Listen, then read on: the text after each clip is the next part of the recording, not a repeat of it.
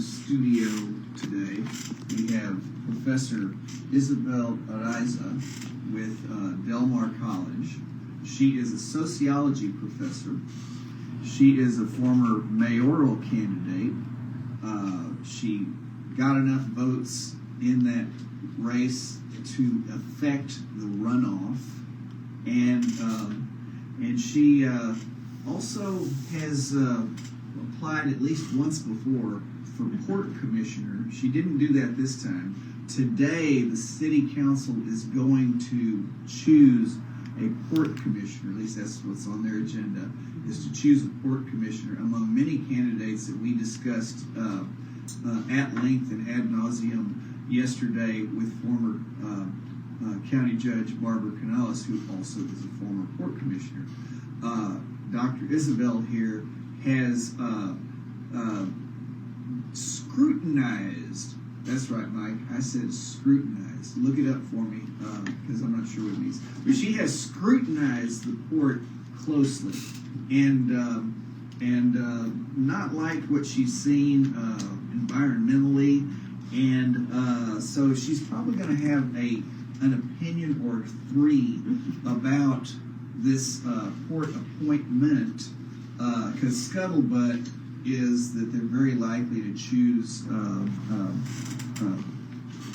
Michael Hunter. Todd Hunter's son. Yes, exactly. That's the connection that everybody is probably talking about, is that that there's probably some pretty good pressure on council members to do that. There are members of the council that kind of pressure just kind of rolls off their back. Some of them who would be resistant to that kind of pressure would surprise you, which ones they are. But, also one of your colleagues there at Del Mar College, history professor Jim Klein, who also happens to be president of the Sierra Club, he is among the candidates as well. And another person from Del Mar College, and that is Dr. Lenora Keys, that's Keas. She is the executive vice president of Del Mar College, which basically means she does all the work of the executive vice president and the president, while the president gets to just be the president. And she also is a former dean of the business school, which would be very applicable to the whole port thing. Anyway, so Dr. Isabel, do you have any thoughts about, have you looked at the list of people who have applied? I did. Yeah. What struck you among those applicants, and who do you think might be a good choice for the council, no matter how much of a fix may be in for somebody? Obviously, my choice is Jim Klein. Yeah, I did. Stop clapping. I did look at the list, and I guess my primary thoughts are there are a lot of people, or this feels like there's insiders, and clearly I'm not an insider. And so I just, what is wrong with Corpus? I ask myself that every day. But I think this list shows that there's for me, the big things about Corpus, and people talking about or concerned about Corpus, and actually having long connections to the port and industrial expansion. I feel like anybody that's on that list that has the berries, the gullies, of the LaRue, it's just you all are, I would actually say, part of our problem. And I wonder, when they talk about the need for economic development or prosperity, it's for who? Let me just jump in and explain to the listeners. When you say the Berries and the Gullies and the LaRues, Kenneth Berry is an applicant who is a former port commissioner. And as we discussed yesterday with Barbara Canales, Kenneth Berry definitely knows He knows a lot about the port and how it works and everything. And he has worked really hard to undermine the Port of Corpus Christi, frankly. Not in the way that you would work against certain purposes that they have. You would be working to try to, like, save the environment. He works to screw up their business and take their business away. He actually formed a company named it Port of Corpus Christi. What is it? LLC. So that big business out there, big projects would go to him, thinking they were dealing with the port. And the port sued him, and they went all the way up to the state legislature to make sure he could never do that again. That's just one of the things. There's other stuff we could go on about him. Brian Gully was a port commissioner. And of course, you're just kind of making the point, hey, he's already been a port commissioner for a while. Diane LaRue is the wife of the former port executive director, who was the port executive director for a very long time. So, you're talking about basically insider, incestuous kind of things with those people. Just like Michael Hunter having the in with his dad, what his dad can bring to the table. And did you see his application? No. Oh my God, he is the poster child for white male mediocrity. I love that. I love that. No, I love that because it's like, it's true to a statement. It's like, there's no offense to the white men, all right? But full offense to the white men in the room. Okay? Go ahead. Hey, they have I'm sick of white guys too. Okay. I've had a year with them. There are so many of them. I've met so many of them in my lifetime. I also grew up in Wisconsin where I was surrounded by them, right? Okay. And they have really white. Right. It's the egos. It's like truly they can do no wrong and their fart don't stink. Like they everything they do should be celebrated in such a way where it's just like, dude, you did something that I could do, my brother could do, my 7-year-old daughter could do. It's like, find something. And then like, not that, there are little things that should be celebrated amongst the people, right? Over you like a white right, exactly. But then there's that. Then there's where the ego gets in the way. And then it's just like, well, what I say is so much more important. So I'm just exactly like that. I'm going to speak over you. I'm going to interject. I'm going to belittle you in such a way. And it's just like, And now we're in a lovely era where people, especially women, we don't stand for that anymore. And so we're like, I'm going to clock you in there real quick and we'll get back to that. But like, let me show you what I've done and like what I can bring to the table versus what you've done and what you can bring to the table. Like apples to zucchinis, bro, because it's like one is so much better than the other, obviously. And yeah, that I can understand where I love that statement though. Like, thank you for saying that. To be fair, I will say that like one of the things that I did, I guess, become aware of during my mayoral campaign was just that he's got that aw shucks.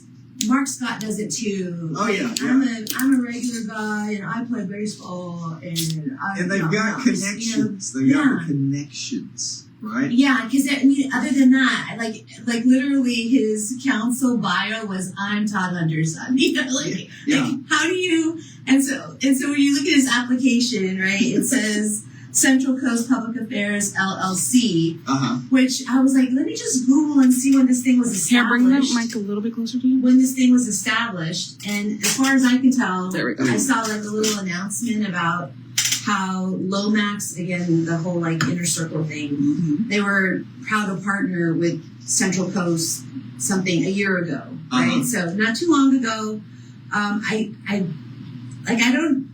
I'm sure he just kind of formed it and it's a consultant lobbying thing, but he didn't even put a resume in.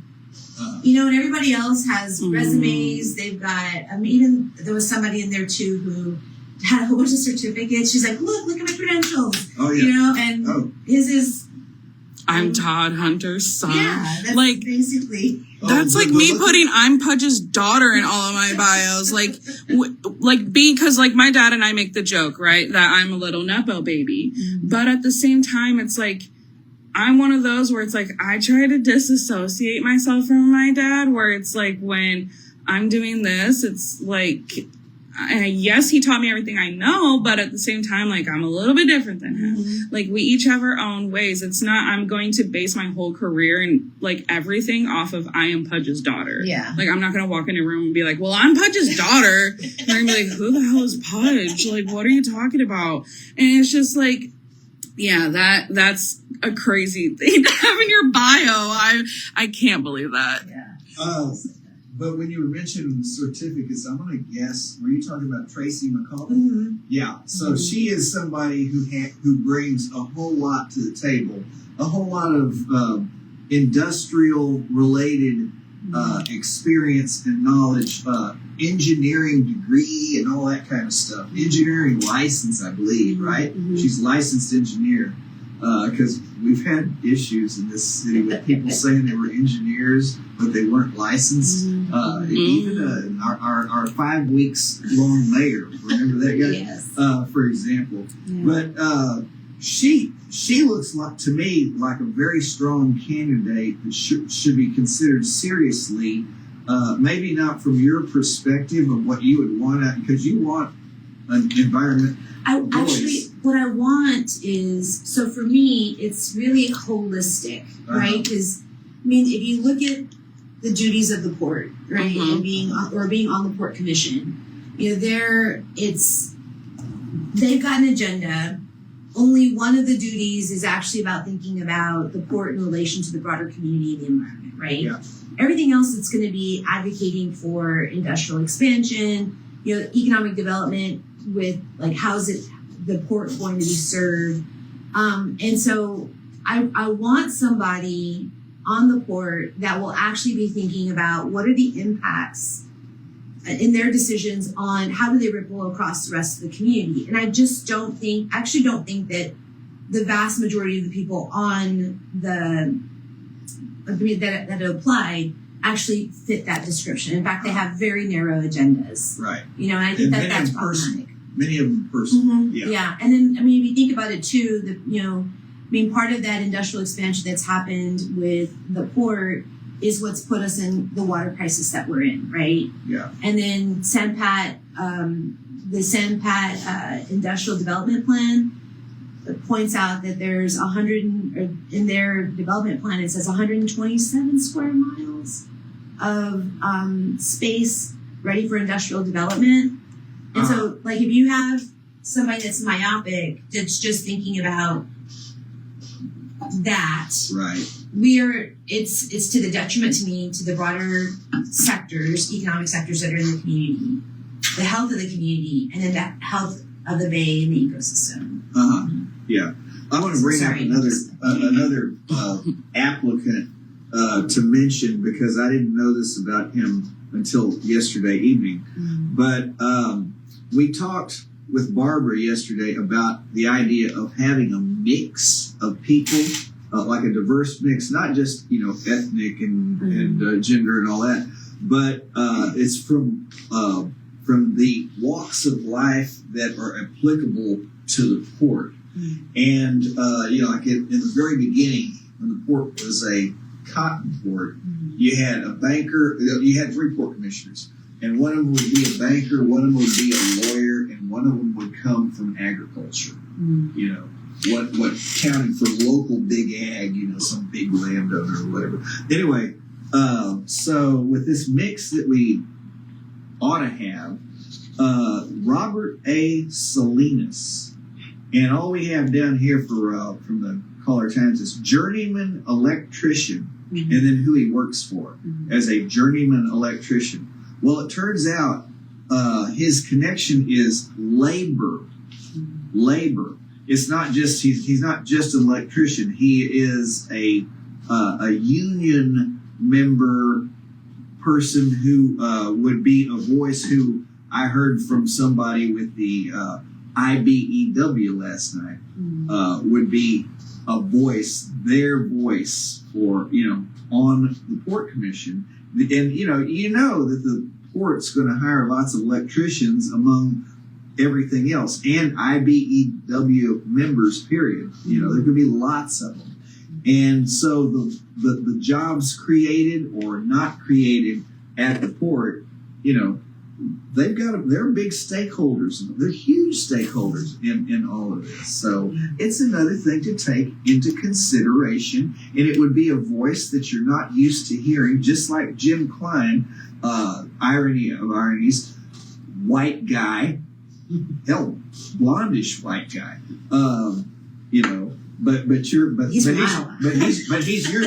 he's your choice, and it's because of all the other things, all the things he brings to the table. Yeah, I was going to actually, when you were talking about the diversity, one of my critiques was going to be, but the front runners are all going to be people who are in terms of local relative terms, right? It's local elite, and it doesn't matter if you're landed gentry, banking, executive or oil and gas executive, you're still executive. So the orientation is towards that. Right. So for me, even too, candidly, when I saw that Lenore Keys was first in there, my ears did perk up, right?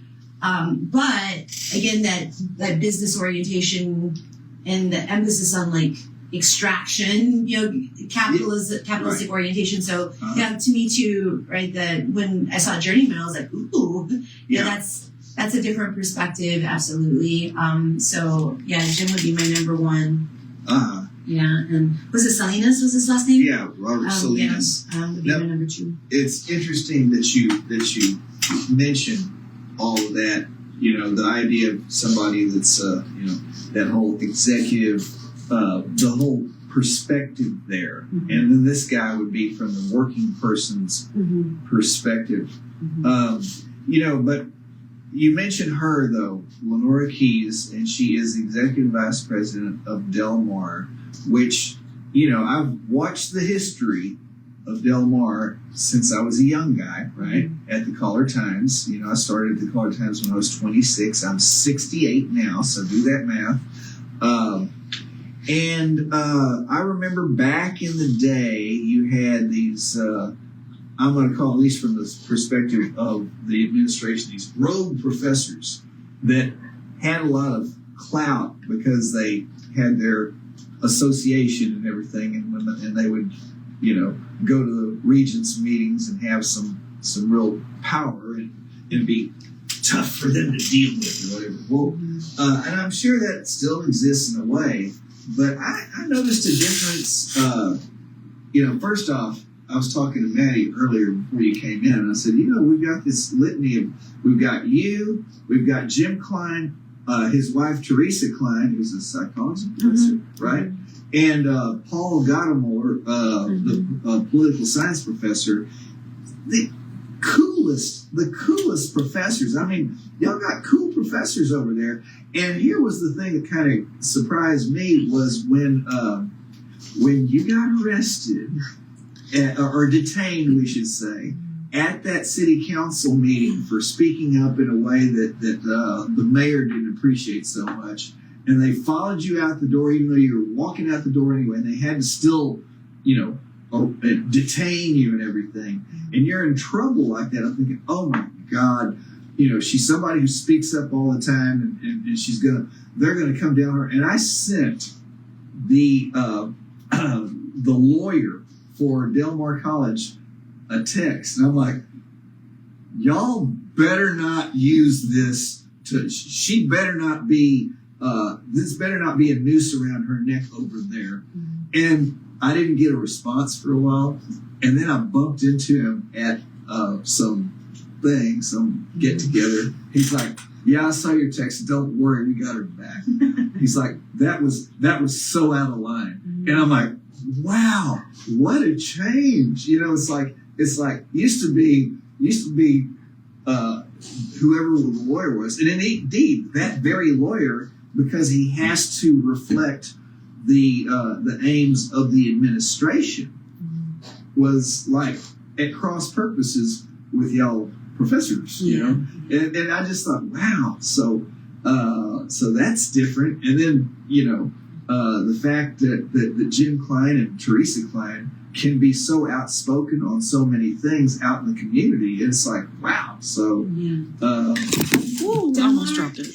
Delmar, like somebody actually, who was I talking to?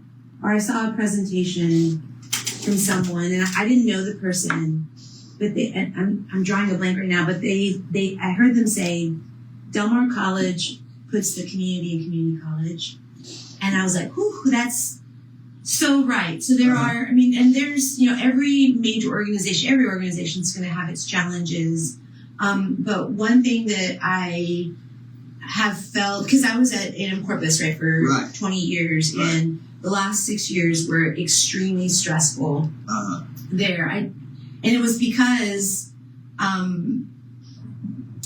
not just me, it was mostly because of my engagement in the community. Right. And, you know, it's really hard for me to separate that because I wasn't somebody that just came here and started, like, advocating. Right. I'm from the community, right? And I grew up with family that it was like, this is a privilege for you to be in the position that you're in, so what are you going to do? Yeah.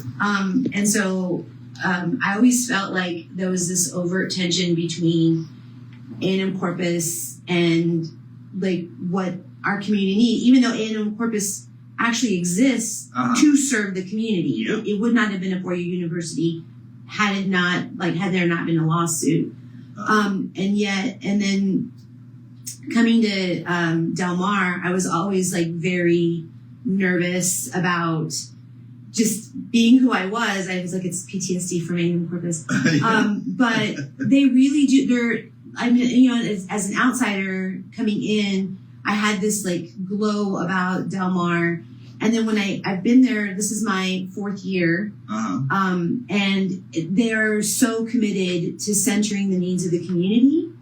And even when we were doing our training, they would remind us, you have to think about the student as they're connected outside the classroom. Right. And so I think that was for me too, like the people that I spoke with afterwards, because I messaged my chair and I was like, oh my God, that just happened, you know, because I had no intention of being disruptive like that day. Right. But, you know, they were very much like, you weren't there as a representative of Del Mar College. You were there as a citizen. Right. And you have a right to say what you need to say. You know, you just reminded me of something. Maddie, do you realize that we have gotten this far into the discussion with Dr. Isabel without mentioning that she is a founder of a local group? And you want to tell us the name of that group and what it does? Sure. So our group is For the Greater Good. Actually, I saw this, like, remember when on Facebook about the water ban 9 years ago. But For the Greater Good actually formed in May of 2016 after water boils.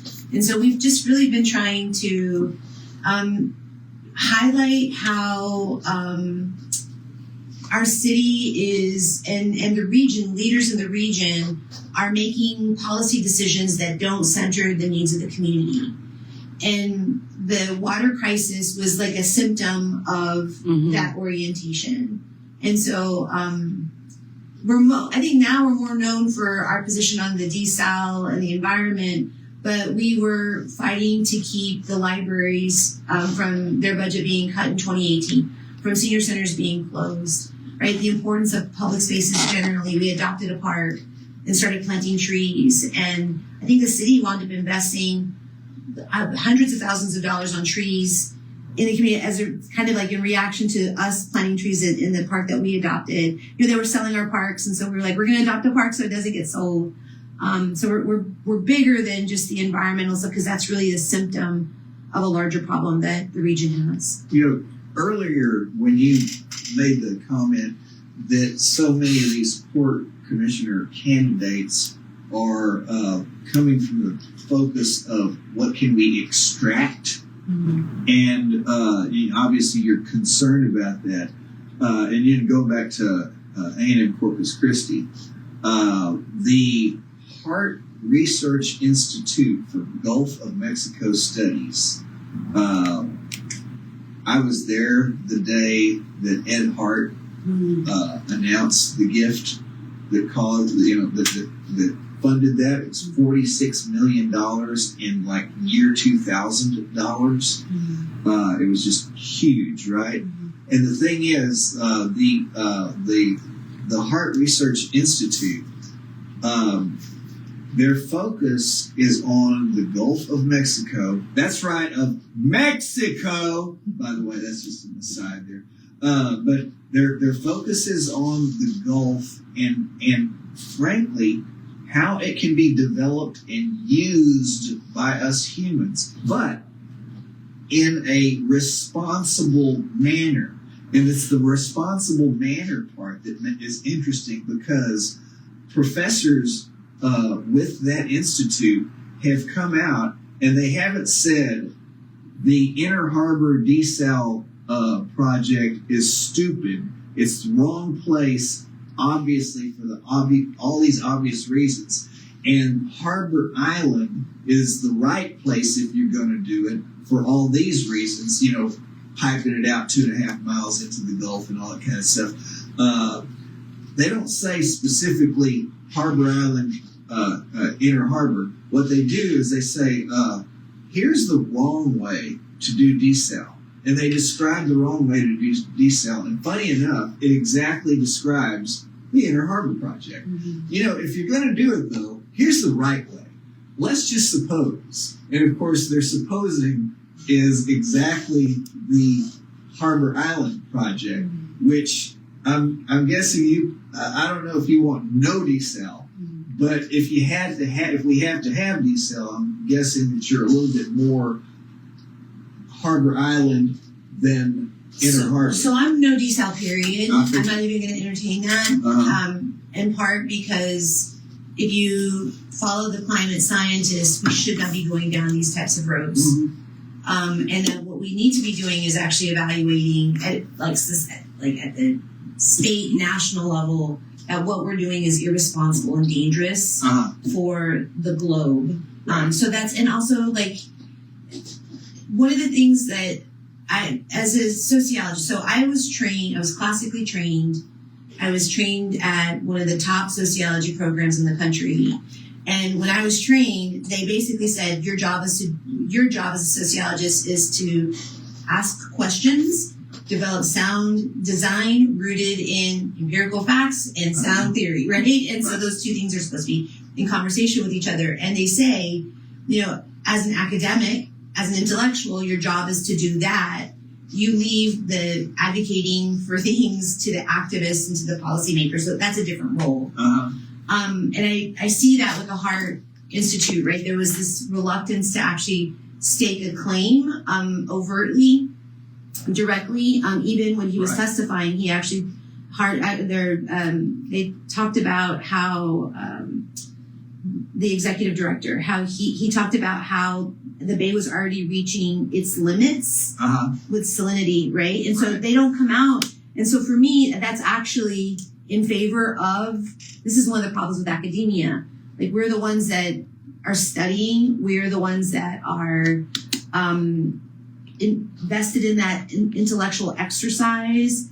But that neutrality also gets used to continue really problematic, or to slow change that actually needs to happen, right? So yeah, it's for me, desal is not, I'm wondering if that's really what their intention is, or actually this is an opportunity for a whole bunch of people to get rich, right, for contracts, that it would be so expensive. I mean, think about the $1 billion just for this half-assed. Sorry. You're fine. Is that one of the words? Say that one. Okay. You Can't say actually it. say that, yeah.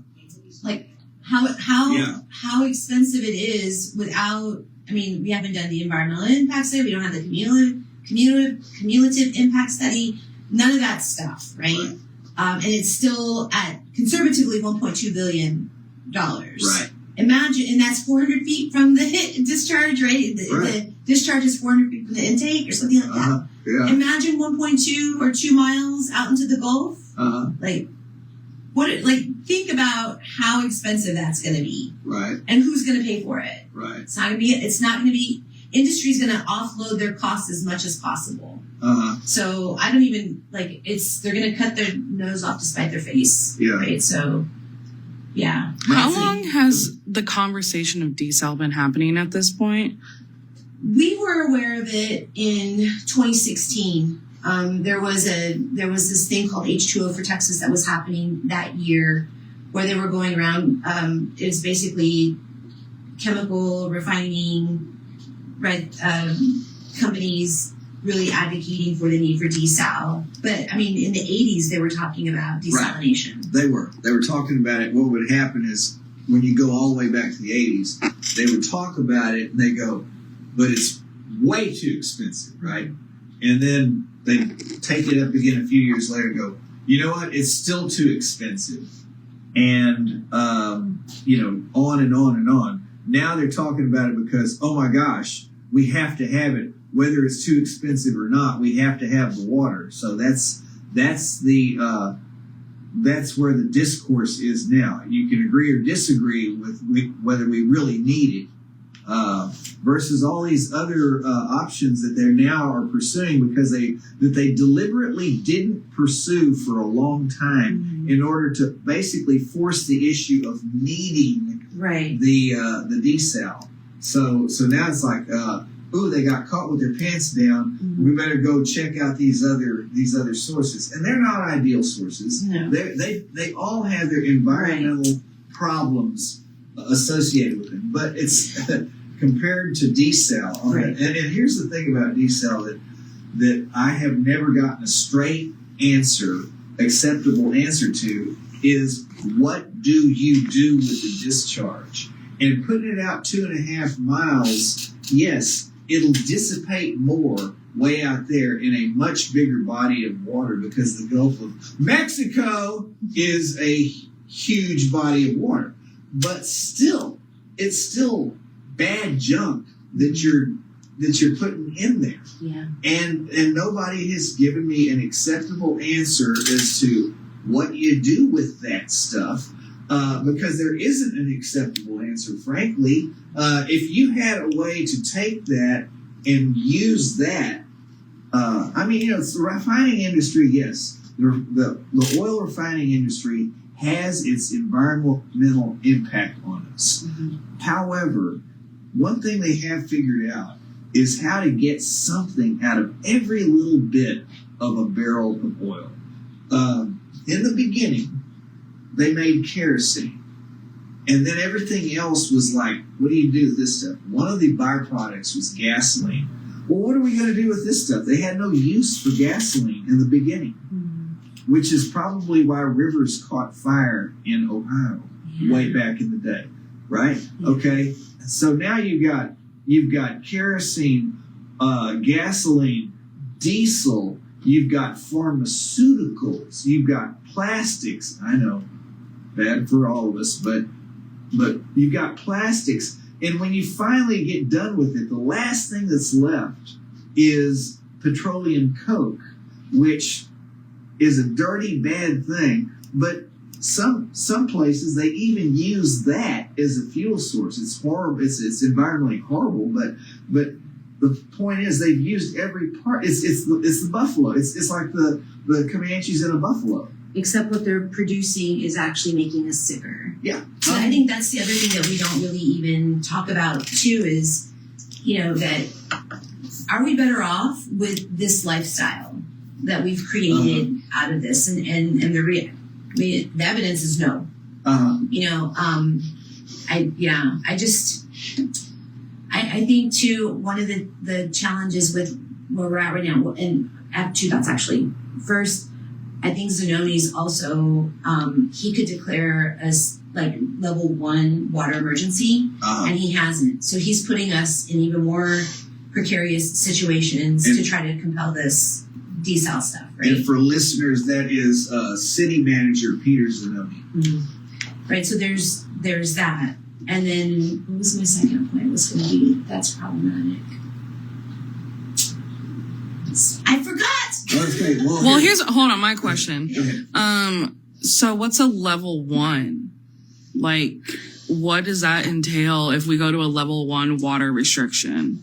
I'm still not even totally sure. I mean, there's a goal of a reduction now in a new drought conservation plan, a 5% reduction of processed water, right? Right. But so, I mean, somebody was claiming 25%, but the language is actually 5%, which really isn't that much. But I'm wondering, like, what are the consequences for contracts or MOUs? Like, I just don't know. Because it doesn't seem like that big of a deal to me, except that he's the only one that has the power to declare it, and he's not doing it, which is insane. Yeah, and we can point out, for example, like at the home level, right? That's a good question. I can't water my grass, Right. but you know what? I can water between the hours of 6 p.m. and 6 a.m. I can water my flower beds. I can water my lemon trees, and potted plants. Mm-hmm. And I can tell you, some of us water the hell out of those. Yeah, I had to explain to my boyfriend yesterday. He's not from here. And so he's from like outside College Station area. And so I don't know if he had seen something, but he asked me, he's like, is there like a water restriction here? I was like, oh boy, is there one? And so I explained to him the water situation and how like we can only like water at certain times and we can't water our grass. He's like, but I see like green yards and stuff. He's like, it's either fake grass or they're just not listening. But it's like, there's another thing that certain people who can afford to do this do. And I'm in a neighborhood where there are people who can afford to do this and who love their yards enough to do this, is that they can go and get effluent water that literally a truck with a big old tank in the back comes, and these people hop out and with hoses they water the hell out of whatever's in the back of that tank. They pour it onto a yard. Yeah, I've got a neighbor down the street who's a surgeon, who's an elderly surgeon, still cutting on people, and they've got prize rose bushes, among other things, and so they are among the neighbors who do that. Bob Hilliard is in my neighborhood with his huge compound.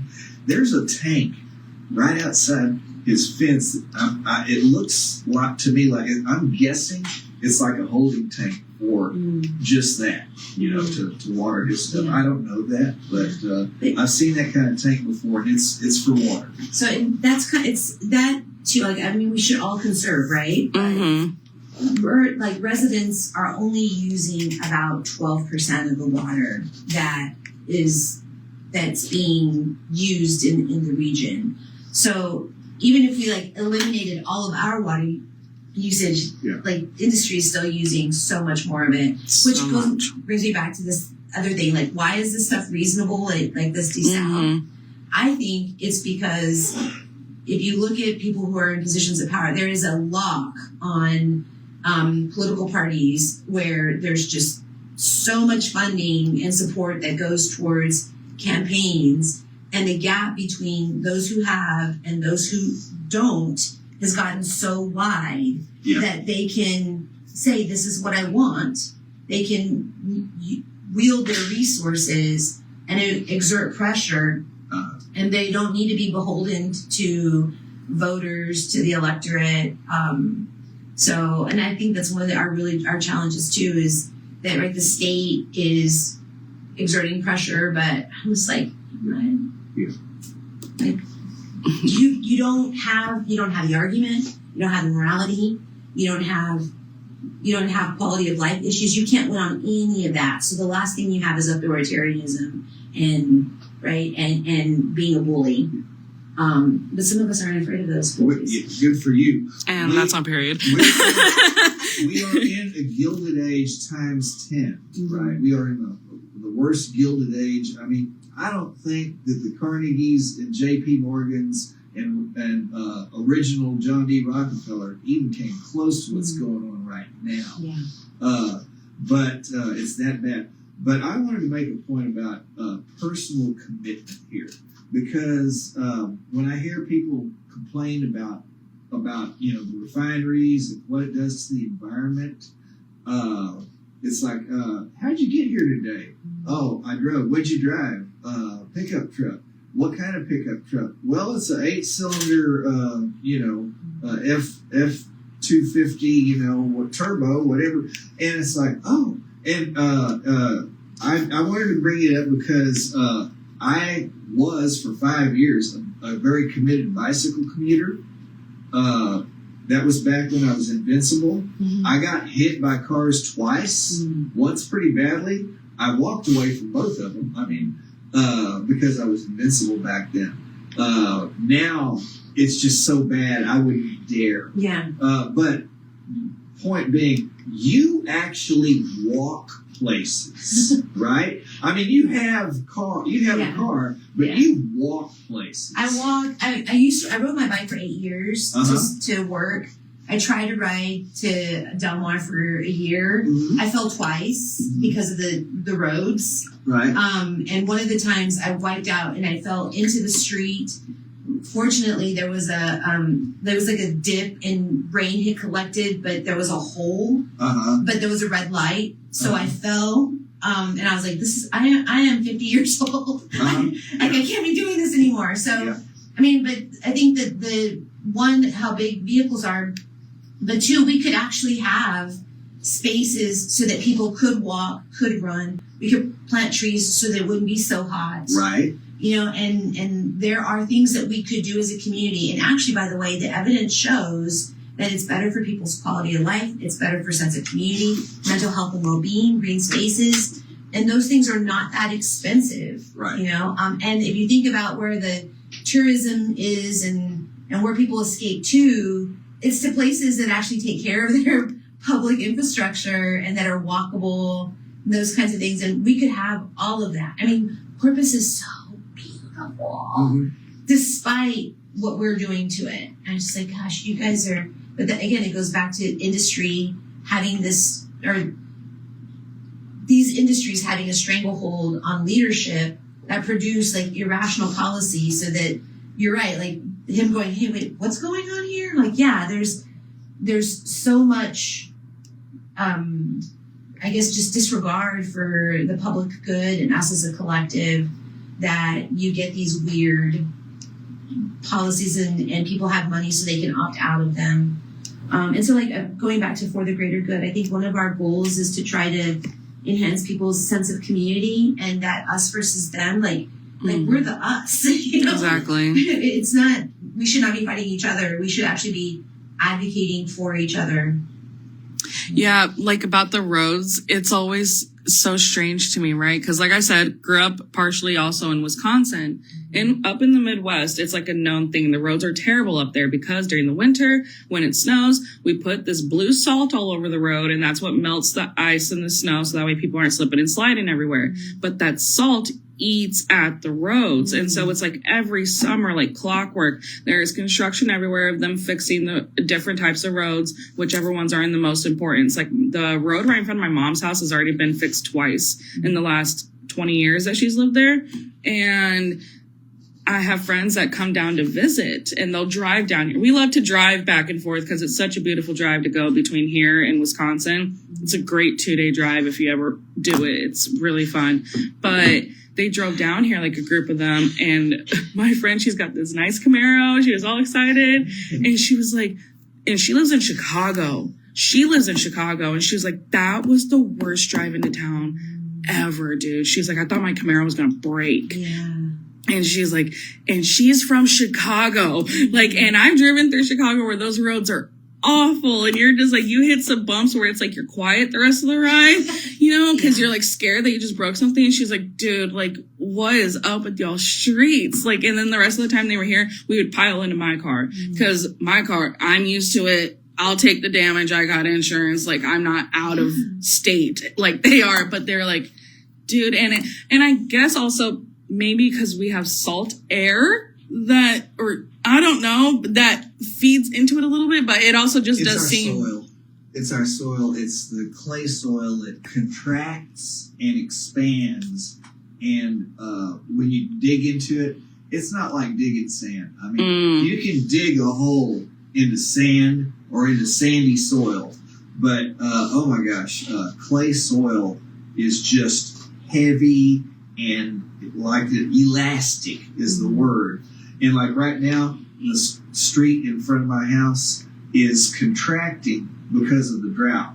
And just had to have some fill in along the curb where there was a crack and a deep, I mean, people would break an ankle in there easily. My aunt broke an ankle walking over here along the bay, like going off of a step. She lives in Houston. Came over here and broke her ankle. You know what my stopgap solution was? It's not a permanent solution, but my stopgap solution is that I live in District 2, which means that my council representative is Sylvia Campos, and all I had to do was take a picture and text it to Sylvia, and can you like get a hold of somebody, do something about this, please? I know you love to be a representative government at this level,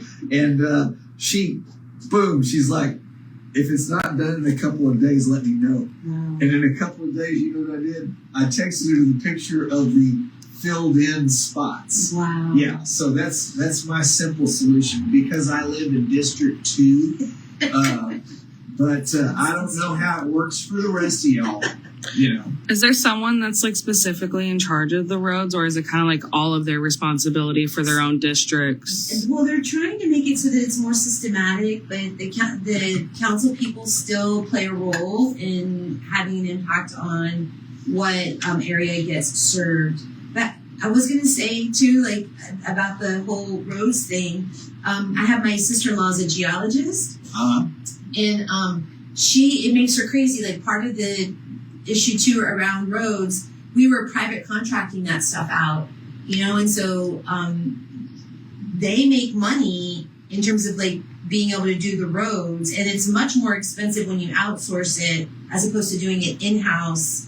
And so I think that's something else. It's just like, they need to talk to like people who understand the environment, and actually like there could be incentive structures that could come up with more creative, resilient solutions, but there's not an incentive structure. I'm glad you mentioned just a big topic that we can talk about later, is that private enterprise efficiency relative to government inefficiency is a myth. Yes. It's a myth. They do not save us money. What they do is they cut staff and then they charge us more still.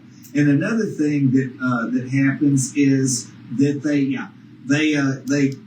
can entertain their clients. They can take them to the strip joint, and then they can get a tax refund for entertainment for going to the strip joint. Whereas over at City Hall, if they did that, they'd be out of a job fast.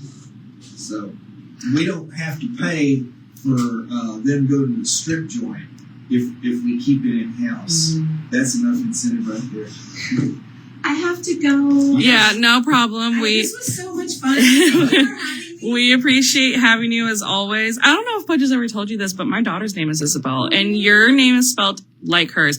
It is so hard to find it with E-L and not E-L-L-E. Right. And so, like, I'll tell her today, I'll be like, I met a Dr. Isabel, and because she wants to be a vet or a doctor one day. That's the goal right now at 7. We'll see in a couple of years. But thank you, Dr. Isabel Araiza, for coming. Yeah,